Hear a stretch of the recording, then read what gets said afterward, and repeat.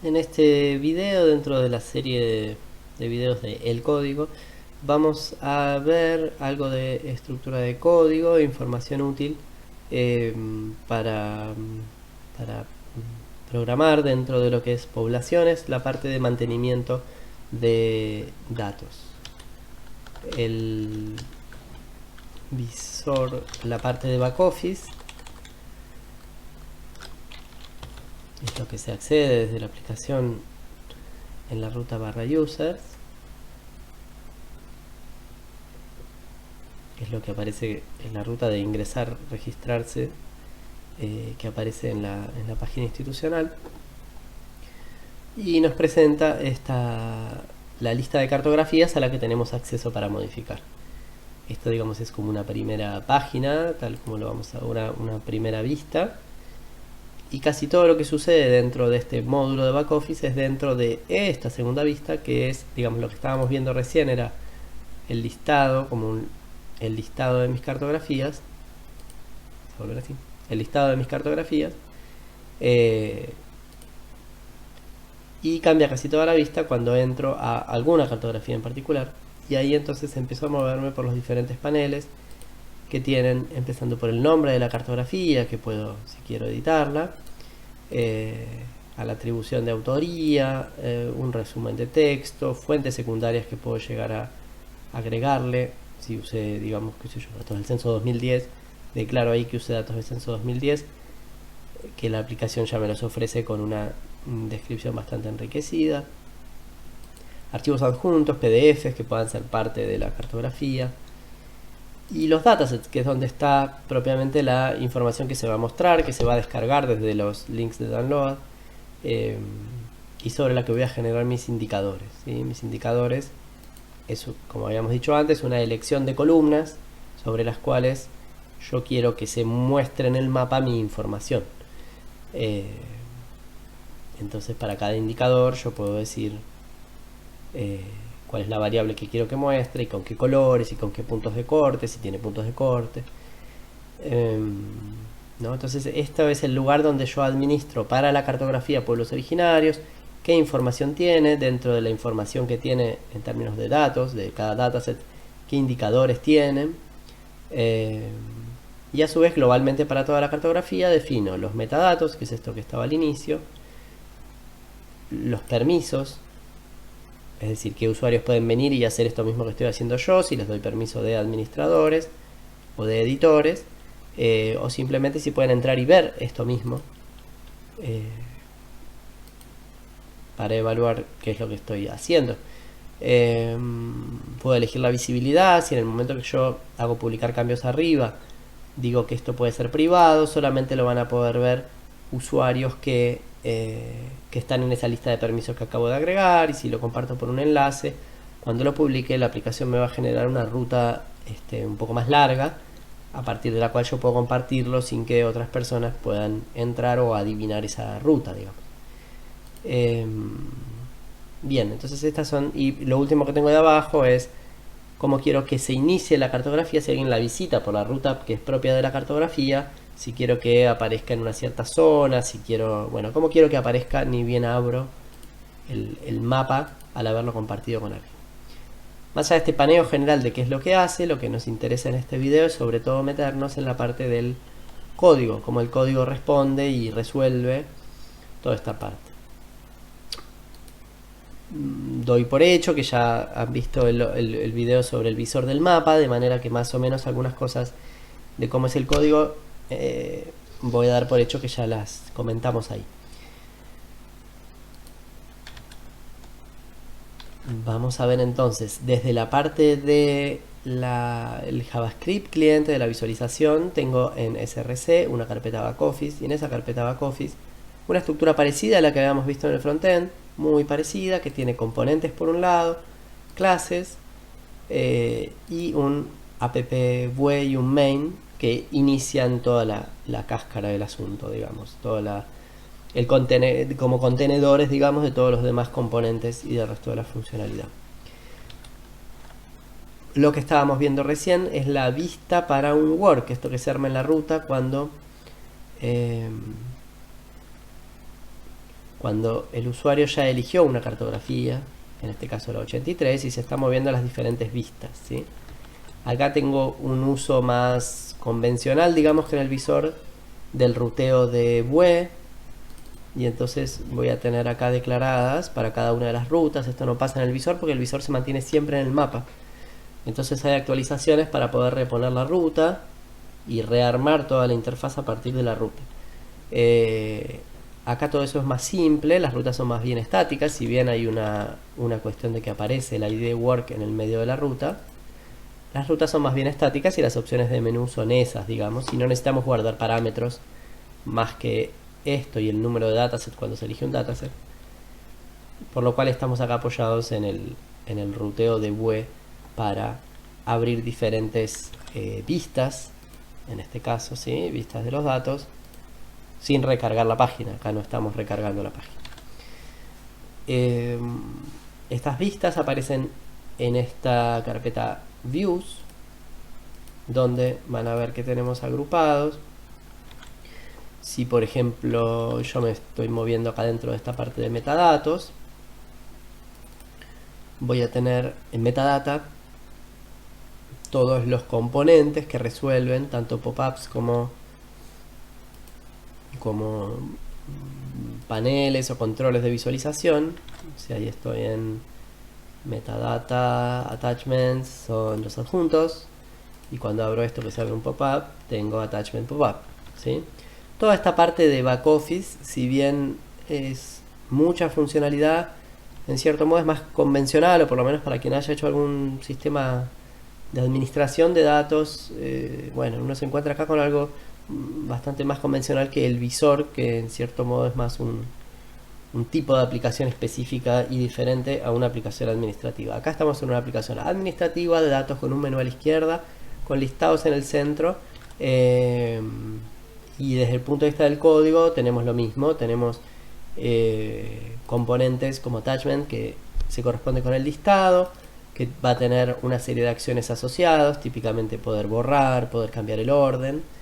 En particular es lo que pasa acá en listados, decía en general, pero bueno, con acciones de borrar, de mover hacia arriba y hacia abajo, que invocan métodos que lo resuelven. La lógica que resuelve cada una de esas cosas y la llamada al servidor no está en cada una de estas vistas, sino que está en clases que un poco imitan las que ya vimos en el visor, en cuanto a que tienen este patrón de esta estrategia de manejarse como clases activas, y entonces cuando yo ingresé acá al work, vamos de vuelta a activar la parte de inspect, ¿no? Esto se abre así con inspect y después elijo red, y cuando yo entro a pueblos, bueno, ahí ya es una vista que tiene cargada, pero vamos a ingresar a pueblos originarios como cartografía. La llamada acá es getWorkInfo.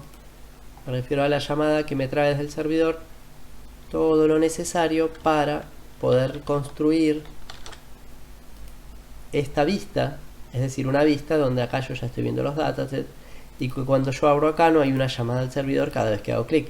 Bueno, esto es porque todos estos metadatos ya vinieron al ingresar a la cartografía y vinieron en este método getWorkInfo. Todo lo que viene en getWorkInfo es lo que recibe ActiveWork cuando es instanciado. Este workinfo queda en un punto workinfo.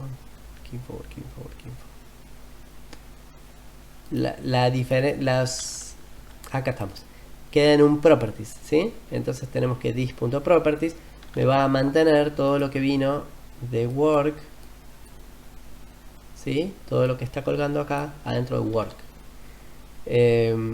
Con esto quiero ver si vieron cómo funcionaban las clases para resolver la parte cliente en el visor de mapa. Van a ver repetida esa estrategia de tener un punto properties dentro de una clase, un punto properties que describe al work, y ActiveWork como una clase que tiene toda una cantidad de métodos que hacen cosas, digamos, ¿no? Hacen cosas no visualmente, porque están en la carpeta classes, no es un componente visual, sino que hacen cosas sobre los datos que están en memoria del lado cliente y que hace falta que salten al servidor, que se graben, que se traiga una actualización o algo complementario. Bueno, esa actividad es la que hacen estas clases active y responden a los componentes clientes si ese work es editable o no es editable, cosas que tienen cierta lógica, ven que no es un atributo que vino del servidor y nada más. Entonces vamos a tener active work y active dataset. Active work va a tener una lista de datasets, que está los que se ven acá, que hay uno en este caso. Es una lista de datasets que están acá, y en esa lista lo que voy a tener no es directamente lo que vemos acá. Acá se recorre el work info que me vino con la información de dataset, creando un active dataset para cada uno de los elementos de mi lista de datasets. Y en active dataset voy a tener la misma estrategia, un punto properties que tiene la descripción, los metadatos en definitiva del dataset, todos esos atributos que me vinieron del servidor, describiéndolo, pero dentro de esto un montón de métodos que me permiten crear, clonar, borrar, actuar del lado cliente sobre el dataset, disparando métodos, ejecutando métodos del servidor por HTTP para que eso efectivamente pase, digamos, ¿no? En los componentes, para comentar igual que comenté, del lado de la parte del visor del mapa, cómo es que los componentes visuales se comunicaban con todo este encapsulamiento no visual que hay de la funcionalidad. Hay una estrategia parecida,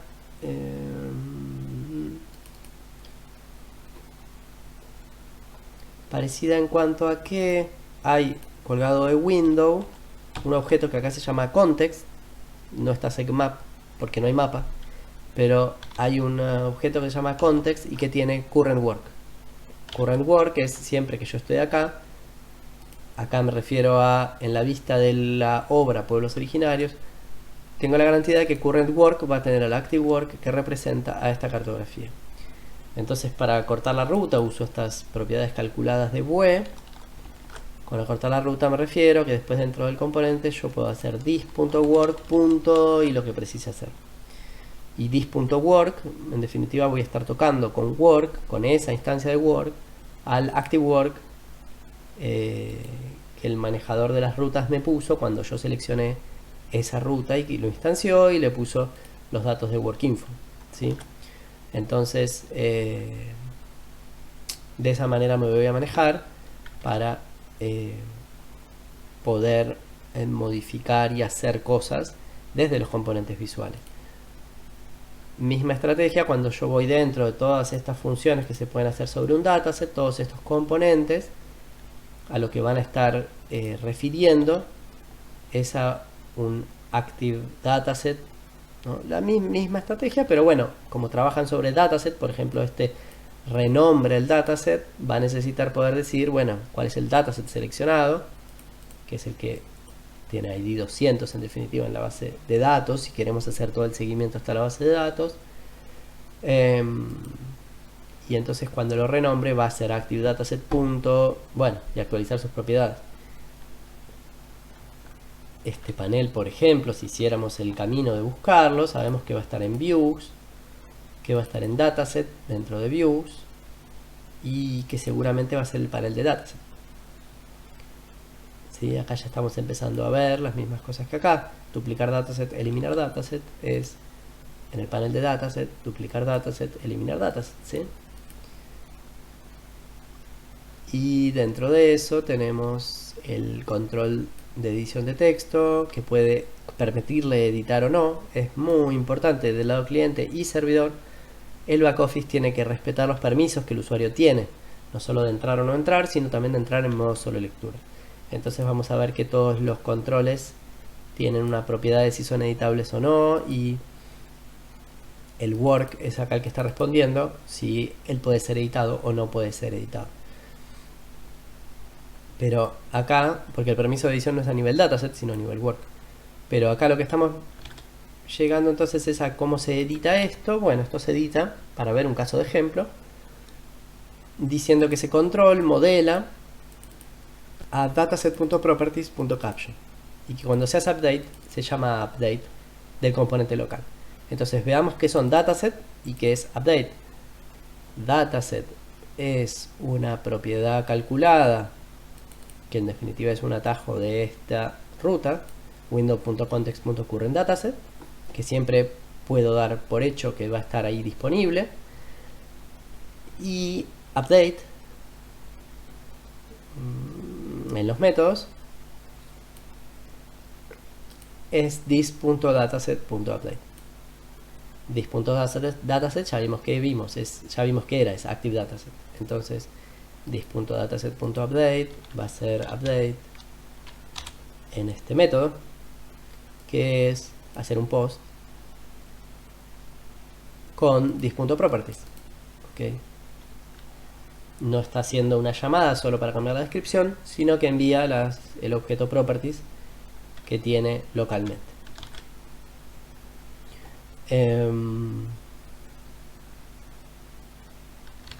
Eso que vimos, este diff ref invoker do, es un componente visual llamado invoker, que es el que hace que cuando esto está grabando se aparezca esa pantallita de actualizando. Esa pantallita de actualizando es lo que queda enmascarado en esa llamada. Si no, simplemente estaríamos haciendo this.dataset.update, pero no tendríamos esa actualización visual de que algo está sucediendo. Bien, vamos a hacer algunos comentarios de qué pasa en el servidor cuando estamos trabajando con todas estas cosas. El servidor tiene una parte que es muy parecida a todo lo que vimos para el frontend, tiene las rutas. Backoffice tiene muchos más métodos, entonces están agrupados según si son para metadata, si son para georreferenciar, si son para el dataset. Pero la declaración es parecida, los chequeos de parámetros, los chequeos de seguridad y finalmente la llamada al controller y la resolución son parecidos. En Backoffice no tenemos caches porque bueno, no es una interfaz de consulta intensiva y de datos, sino que es de modificación de datos, entonces no tenemos cache de disco. Es una cosa menos, digamos, de la cual preocuparse. Pero sí tenemos que actualizar datos, cosa que desde el mapa no ocurre. El mapa es solo lectura de datos. Acá tenemos que grabar datos también. Y para grabar datos vamos a seguir algún método hasta que realmente suceda algo. Acá estamos nada más que en la cáscara.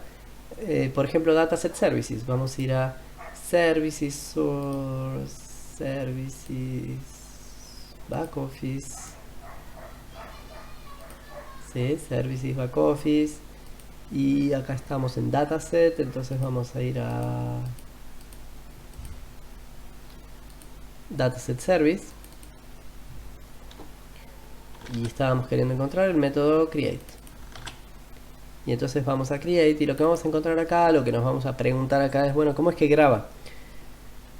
Y de todas las posibles estrategias para grabar, la que acá no vamos a estar armando, a menos que sea necesario, porque hay veces que no lo vamos a poder cubrir de otra manera, no vamos a estar armando consultas en SQL, en lenguaje SQL, sino que vamos a estar usando objetos a través de un ORM, de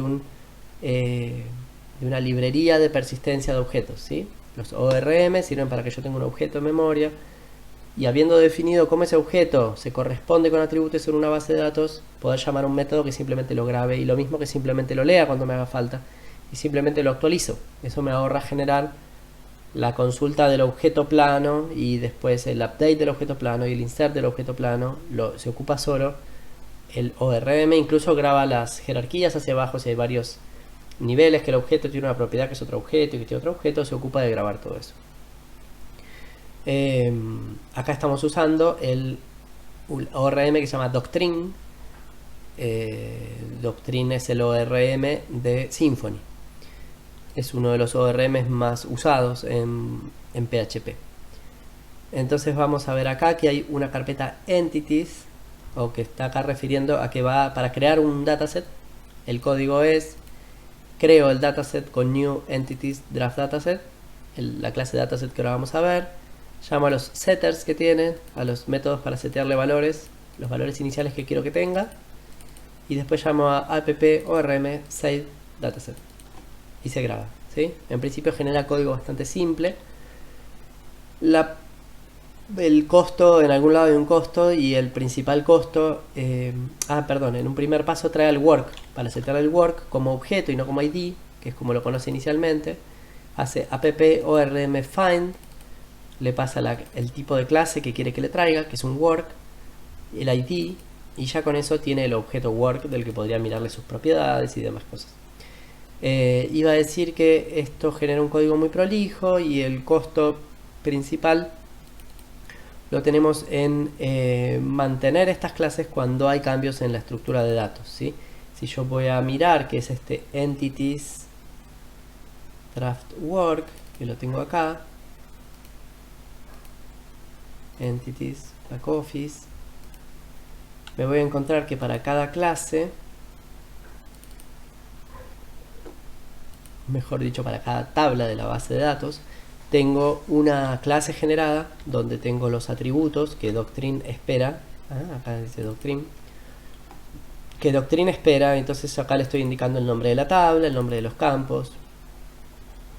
Y después de indicarle un campo para cada uno de los... Una variable local para cada uno de los atributos de la base, preciso indicar un método que haga set y un método que haga get de cada una de esas cosas, de cada uno de esos campos privados definidos arriba. Esto hace que si yo elimino un campo, tengo que venir acá y eliminarlo. Si creo un campo, tengo que venir acá y crearlo, ¿sí? Es el único requisito para ir usando Doctrine. Por el resto, y casi cualquier ORM, por el resto me voy a encontrar entonces que del lado servidor el acceso a los datos está, para el back office, está implementado de esa manera, ¿sí? Si acá yo creo una nueva entidad, se crea de esa manera, se setean de esa manera los valores.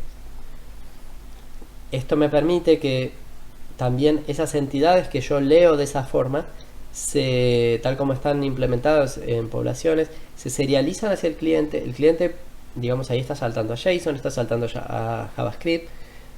Si en JavaScript se modifican esos atributos y después son enviados al servidor, en el servidor, cuando se deserializan, cuando llegan al servidor como parámetro y se deserializan, pueden ser vueltos a conectar con la base de datos, es decir, hay código por detrás que reconecta esos atributos, esos objetos con sus atributos, y permite que se pueda guardar qué es lo que se modificó simplemente haciendo save, ¿sí? Simplemente haciendo guardar. Entonces no solo tenemos un ORM en el servidor, sino que tenemos la serialización necesaria para hacer el salto de lenguaje de PHP a JavaScript desconectado, y volver al servidor y volver a PHP, y que ese objeto pueda estar conectado y se pueda hacer save y simplemente grabarlo.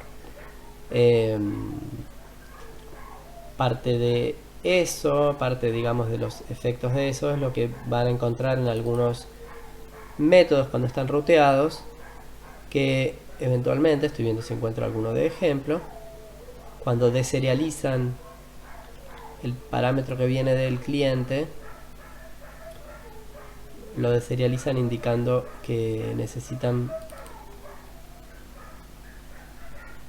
reconectar esto. Acá estamos, ¿sí? Por ejemplo, cuando hace update de la fuente de un work, de la fuente bibliográfica, eso que uno puede indicar de la fuente de dónde se originaron los datos con los que uno construyó, los datasets que uno construyó. Acá vemos que el parámetro source, que es un objeto, está siendo deserializado con esta llamada app-reconnect-JSON-param, y le indico la clase, y a través de eso va a estar buscando esta función al parámetro S de la ruta o del post que haya llegado, y volviéndolo a convertir en un objeto conectado, del cual yo puedo modificar propiedades, hacer save y hacer update sin problema. Bien, Bueno, pienso que eso da una recorrida a cómo el back office tiene ahí sus rutas del lado cliente para los diferentes paneles. Hay aspectos particulares pero que no voy a desarrollar en este video, como la subida de los archivos que se suben de pedacitos, o los procesos multipasos. Hay varios procesos multipasos, como al publicar, en que el cliente llama al servidor para iniciar la publicación y después va haciendo pequeñas llamadas una detrás de otra, y después de las cuales se termina de publicar, pero que no es una llamada larga, sino que va haciendo diferentes saltos. Bueno, hay diferentes cosas de ese estilo que se resuelven entre el servidor y el cliente, de las que sí creen que precisan información, nos piden y podemos hacer más videos. Pero bueno, por ahora pienso que esto es de una buena introducción general.